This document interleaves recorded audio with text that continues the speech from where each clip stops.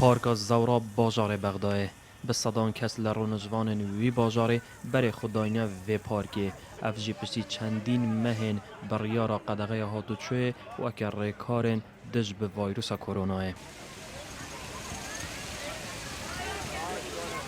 ولازم واحد ياخذ حذره لازم احنا يعني بدوی پابندی رن مایا بینو دوریان برخواد بو پارێزین او از بینم خیزان پابندن و دوریان برخواد آجید پارێزم زين يعني معها ماكو لا تشابك لا مثل نقول يعني عوائل مزدحمه.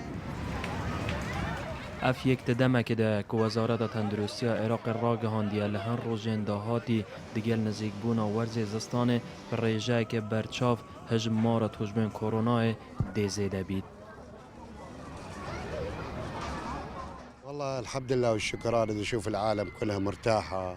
سوپاس بۆ خوددا خەڵکی خۆشحاڵ و ئارامن دوای ماوەیەکی زۆر بەهۆی ڕێکارەکانی دژ بە کۆڕۆناوە ئێستا جارێکی دیکە هاتوونەتە دەرەوە منداڵان خەریکی یاریکردن و هاوڵاتیان چێژ لەم ساتانە وەردەگرن. الأطفال يلعبون الناس مرتاحة. وزارت تندرستی عراق دیگل لیجنه و بلند تندرستی و سلامتی اجتماعی جاره کردن مجیلی هل سنگاندنا بریارا قدغه هاتو چوینه.